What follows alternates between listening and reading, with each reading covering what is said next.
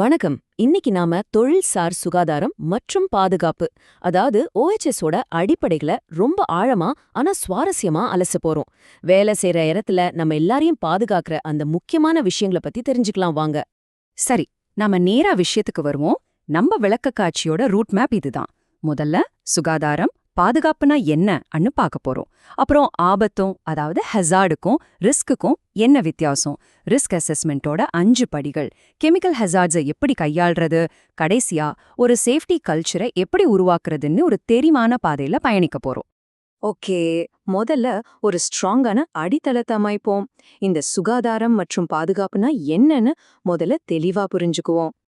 OHSங்கிறது வெறும் ஹெல்மெட் போடுறது, ஷூ போடுறது சம்பந்தப்பட்டது மட்டும் இல்லைங்க. இது ஒரு பல துறை சார்ந்த களம். அதாவது இதுல மெடிக்கல் இருக்கு, மிஷன்ஸை டிசைன் பண்ற இன்ஜினியரிங் இருக்கு, நம்ம மன அழுத்தத்தை குறைக்கிற சைக்காலஜியும் இருக்கு. ஒருத்தர் வேலை செய்யற இடத்துல அவரோட பாதுகாப்பு, சுகாதாரம், நலன் இது மூணையும் பாத்துக்கிற ஒரு பெரிய சங்கிலி தான் இது. இது தொழிலாளர்களை மட்டும் இல்ல, அவங்க குடும்பங்களையும் வாடிக்கையாளர்களையும் கூட பாதுகாக்குது. விபத்து நடக்காம பாத்துக்கிறது மட்டும் சேஃப்டி கிடையாதுங்க. வேலை செய்யறவங்களோட உடல் மற்றும் மனநலனை எப்படி உச்சத்துல வச்சிருக்கலாங்கிறது தான் இதோட மெயின் நோக்கமே. அவங்க திறமைக்கும் மனநிலைக்கும் ஏத்த ஒரு பாதுகாப்பான சூழலை அமைச்சு கொடுக்கறது தான் நிஜமான சக்சஸ். இப்போ இத கவனிங்க. இதுல ரொம்ப சுவாரஸ்யமான விஷயம் என்ன தெரியுமா? மெடிக்கல் டூல்ஸும் நம்ம வேலை பார்க்கற இடத்துல உள்ள பாதுகாப்பும் எப்படி ஒன்னோட ஒன்னு பின்னி பிணைஞ்சிருக்குன்னு பாருங்க. சுகாதாரம் வேற, பாதுகாப்பு வேறன்னு நம்ம பிரிச்சு பார்க்கவே முடியாதுங்கிறத இது ரொம்ப தெளிவா காட்டுது. சரி, இப்போ ரொம்ப முக்கியமான ஒரு விஷயத்துக்கு வருவோம். நிறைய பேருக்கு குழப்பம் வர்ற இடமே இதுதான். ஆபாயம், அதாவது ஹெசார்டுக்கும் இடர், அதாவது ரிஸ்க்குக்கும் என்ன வித்தியாசம்? கொஞ்சம் கவனமா கேளுங்க. ஹெசார்ட், அதாவது அபாயம்னா என்ன? ஒரு பாதிப்பையோ காயத்தையோ ஏற்படுத்தக்கூடிய திறன் கொண்ட ஒரு விஷயம். ஆனா ரிஸ்க், அதாவது இடர்னா அந்த பாதிப்பு உண்மையிலேயே நடக்கிறதுக்கான வாய்ப்பு. சிம்பிளா ஒரு உதாரணம் சொல்றேன். கடல்ல இருக்கிற சுறா மீன் ஒரு ஹாசர்ட். ஆனா நீங்க பீச்ல பாதுகாப்பா நின்னு வேடிக்கை பார்த்துட்டு இருந்தா உங்களுக்கு எந்த ரிஸ்க்கும் இல்ல. ஆனா அதே சுறா இருக்கிற தண்ணில நீங்க இறங்கி நீந்துனீங்கன்னா அங்க ரிஸ்க் ரொம்ப அதிகம். சுறாங்கிறது ஆபாயம், நீந்துறதுங்கிறது இடர். இப்போ புரியுதா? சோ இங்க பாயிண்ட் என்னன்னா, இந்த ஒரு ஃபார்முலாவை மைண்ட்ல ஏத்திக்கோங்க. இடர் இஸ் ஈக்குவல் டு அபாயம் பிளஸ் வெளிப்பாடு, அதாவது எக்ஸ்போஷர். இதுதான் மொத்த சேஃப்டி மேனேஜ்மெண்டோட ஆணிவேறு. நீங்க ஒரு அபாயத்தை முழுசா அழிக்க முடியலன்னா கூட பரவாயில்ல. அந்த அபாயத்துல நீங்க எக்ஸ்போஸ் ஆகுறத, அதாவது உங்க வெளிப்பாட்டை தடுத்துட்டா உங்க ரிஸ்க் சுத்தமா 0 ஆயிடும். ஒரு சுறா மீனை கண்ணாடி தொட்டிக்குள்ள வச்சு பாக்குற மாதிரி. சுறா அங்கதான் இருக்கு, ஆனா உங்களுக்கு எந்த எக்ஸ்போஜரும் இல்ல. சோ ரிஸ்க் கிடையாது. அடுத்து நாம எப்படி இத நடைமுறைப்படுத்துறதுன்னு பார்க்கலாம். தியரிய எப்படி பிராக்டிக்கலா மாத்துறது, அதுக்கு தான் இடர் மதிப்பீடு செய்றோம்.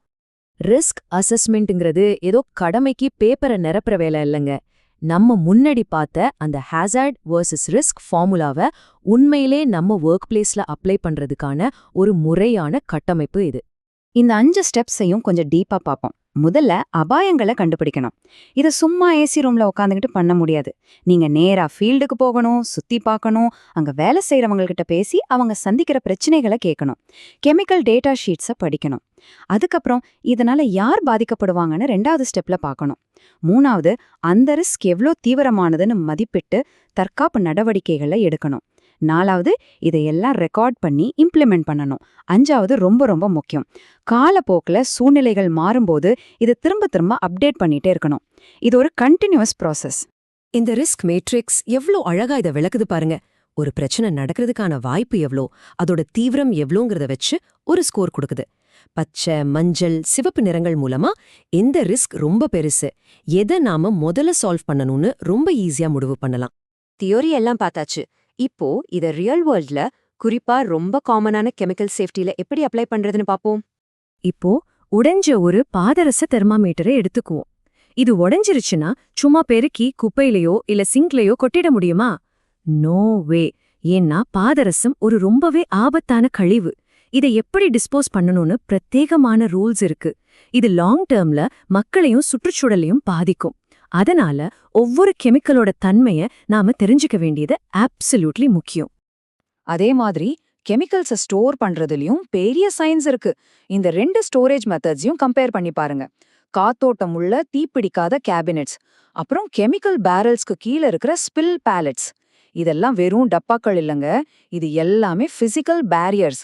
முன்னாடி சொன்னேன்ல, எக்ஸ்போஜரை குறைக்கணும்னு. இந்த உபகரணங்கள் சரியா அந்த வேலையை தான் செய்யுது. அபாயம் அங்கேயே இருந்தாலும் அதை நம்மள வந்து சேராம இந்த தடைகள் ஒரு ஷீல்டு மாதிரி பாதுகாக்குது. கடைசியா ஒரு முக்கியமான விஷயத்துக்கு வரப்போறோம். இவ்ளோ நேரம் நாம பார்த்த டூல்ஸ், டெக்னிக்ஸ் எல்லாமே வேலை செய்யணும்னா அங்க ஒரு ஸ்ட்ராங்கான பாதுகாப்பு கலாச்சாரம் இருக்கணும். இப்போ உங்களுக்கு ஒரு கேள்வி. நியர் மிஸ் இல்லைனா மயிரிழையில் தப்பியதுன்னா என்ன? யோசிச்சு பாருங்க. ஒரு பெரிய மிஷன்ல இருந்து ஒரு கனமான பொருள் கீழே விழுது. ஆனா அது உங்க மேல விழாம ஜஸ்ட் ஒரு இன்ச் கேப்ல உங்க பக்கத்துல விழுது. உங்களுக்கு எந்த காயமும் இல்ல. இதுக்கு பேர் தான் நியர் மிஸ். இதுல நமக்கு எந்த பாதிப்பும் இல்லனாலும், பாஸ் அடுத்த முறை உனக்கு பெரிய அடி விழப்போகுதுன்னு சிஸ்டம் நமக்கு கொடுக்கற ஃப்ரீ வார்னிங் இது. இத நாம எப்பவுமே அலட்சியப்படுத்தவே கூடாது. இந்த மாதிரி நியர் மிஸ் நடக்கும்போது அதை எப்படி ரிப்போர்ட் பண்றதுன்னு பாருங்க. அதுக்கான ஃபார்ம் தான் இது. ஒரு பெரிய ஆக்சிடென்ட் நடக்கிறதுக்கு முன்னாடியே நம்ம சிஸ்டம்ல உள்ள ஓட்டைகளை கண்டுபிடிச்சு அடைக்க இந்த படிவம் நமக்கு ரொம்ப உதவுது. சின்ன சின்ன கவலைகளையும் டாக்குமெண்ட் பண்ணி அதோட மூல காரணம், அதாவது ரூட் காஸ் என்னன்னு கண்டுபிடிக்கிறது ரொம்பவே குரூஷியல். மொத்தத்துல ஒரு சேஃப்டி கல்ச்சருங்கிறது வெறும் பேப்பர்ல எழுதுறது கிடையாது. எந்த பயமும் இல்லாம நம்மள தப்பா நினைப்பாங்களோன்னு யோசிக்காம ஊழியர்கள் வெளிப்படையா பேசுற சூழலை உருவாக்குறது தான். ஒவ்வொருத்தரும் தங்களோட பாதுகாப்புக்கும் மத்தவங்களோட பாதுகாப்புக்கும் பொறுப்பேற்கும் போதுதான் இந்த தொடர்ச்சியான முன்னேற்றம் நடக்கும். இந்த விளக்கத்தை முடிக்கிறப்போ நான் உங்ககிட்ட ஒரு முக்கியமான கேள்வியை முன்வைக்கிறேன். நாளைக்கு நீங்க வேலைக்கு போகும்போது உங்க சுத்தி இருக்கிற அபாயங்களை எப்படி குறைக்கிறதுன்னு யோசிக்க போறீங்களா? இல்ல எது நடந்தாலும் பாத்துக்கலான்னு உங்க பாதுகாப்பை சும்மா அதிர்ஷ்டத்துக்கிட்ட விட்டுட்டு வேடிக்கை பார்க்க போறீங்களா? சேஃப்டிங்கிறது சாய்ஸ் பாஸ், பை சான்ஸ் நடக்கிறது இல்ல. அதை இன்னைக்கே சரியா தேர்ந்தெடுங்க. இந்த தகவல்கள் உங்களுக்கு ரொம்பவே யூஸ்ஃபுல்லா இருந்திருக்கும்னு நம்புறேன். மீண்டும் சந்திப்போம்.